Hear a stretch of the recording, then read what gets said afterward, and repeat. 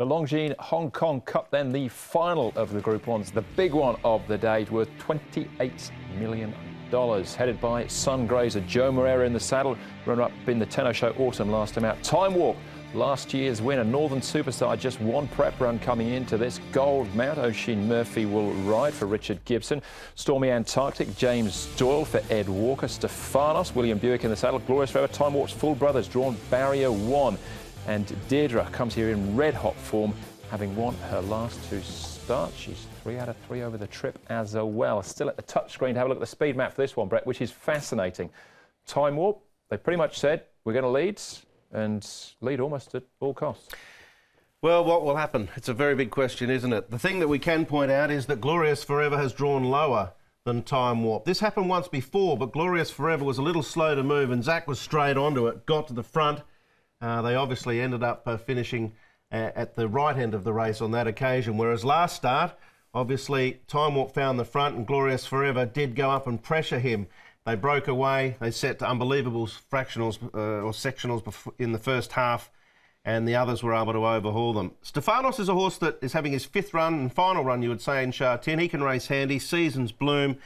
Sun Grazer, I think Joe will be looking to get there. You just wonder whether Deirdre, whether Lemaire might try and be a little bit closer, maybe take the spot that Stefanos wants.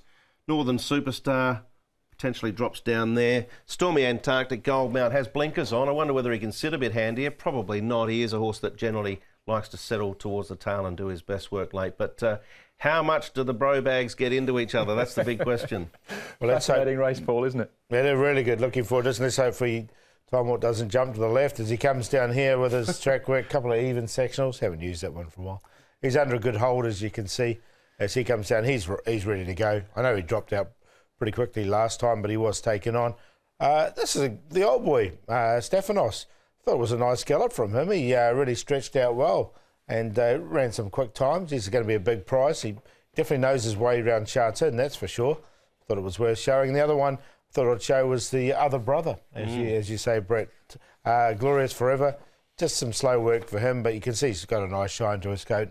Another one that didn't drop out as much as Time Warp, but did drop out. No, I thought last start he ran a much better race. Time Warp, unacceptable performance, has gone back to the trials and passed. All right, we'll come back to Time Warp in a moment or so. Let's start off, though, with Christophe Lemaire again. He'll be riding Deirdre. Very confident. Maybe my best chance in these internationals. She won brilliantly last time in Tokyo. The time was very good. And on that day, she beat Liz Gracieux, who won the Group 1 soon after the race in Tokyo. So she will be here with the freshness, and she likes to run at the back of the pack, but she's got nice and strong long acceleration. So hopefully the pace will be strong enough for her, and in that case she will be a strong contender as well. She's one of 3 Japanese horses in the Cup as well too. Sun Grazer brings good form. We've seen Stefanos here on plenty of occasions. What's the pecking order, if you like, for the Japanese trio here? I think Deirdre, yeah. She's the best of them? I think so. Seems pretty confident, doesn't he? I know Frankie Dettori was just named Longines World Best Jockey, but Christophe's had a pretty good year as well, hasn't he? Yeah, he's made a few dollars, I would have thought. Yeah, he's been a great jockey and a great year for him in Japan, and I think Deirdre is going to be very, very competitive. Yeah, it looks that way, doesn't it? I think the Japanese too are going to really fight out this race. Let's stay with Japan then for a moment and have a look at this, the Tenno Show. Sun Grazer coming from off the pace, a super effort from him. The other one to take note of is Stefanos here in the white cap. 14th run in a Group 1 for Stefanos, still yet to win one. His recent form, I think, has dropped off a little bit in Japan, but maybe the trip away has mentally just sprightened him up a little bit. The other one, Sun Grazer, career best performance last start, up to a rating of 120 on the world scale. I think he's a future big-time galloper in Japan, and he can really set himself up in lights here in Hong Kong by producing a victory. And I think obviously Joe Moreira riding is a real plus for him. Joe knows Hong Kong so well. And Joe, of course, rode Glorious Forever last start, so he'll be well aware of the situation potentially that could go on up front. And if they go too slow, I wouldn't be surprised to see him take the bull by the horns. Yeah, a good run there. The winner, Radiora, is a world-class horse, Yes, so they yeah. take nothing away from running second to him. All right, we're going to have a look now at Stormy Antarctic. It's been here once before. It didn't all go to plan on that occasion. But this is a really good run, over a mile. The horse just on inside is Roaring Lion, who was really the standout 3-year-old colt in Europe this year. Yeah, well, look, if there is a little bit more tempo than probably most are anticipating, because the two brothers don't take each other on, then that'll go against Stormy Antarctic. We know that he's been here in the past to Hong Kong and didn't perform, but he has been gelded, and obviously blinkers has been a talking issue as well. I'm actually going to include him into the tips. I think he's a nice enough horse. That was a mile. That's too short for him. I think up to the 2,000 here. A bit of rain probably wouldn't hurt, but I think he's going well enough. I've been impressed with him in the morning. Can pinch some money for me. Yeah, 2,000 looks ideal for him at this stage. Yeah.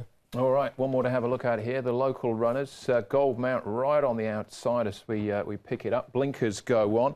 The other horses to take note of, well, this is Glorious Forever down on the inside, and Time Warper eventually drops out to finish last. Well, they took each other on, and they basically undid each other, these two horses, and they both dropped out. So it was set up for horses to come from the back. Gold Mount, he did finish off the race pretty nicely as well. Gold Mount, you see Eagle Way. It'll be interesting to see how he goes earlier on in the card. But look, I'd forget the run from both those two. Yeah, look, Silvestre de Souza, I think, will find the front initially on Glorious Forever.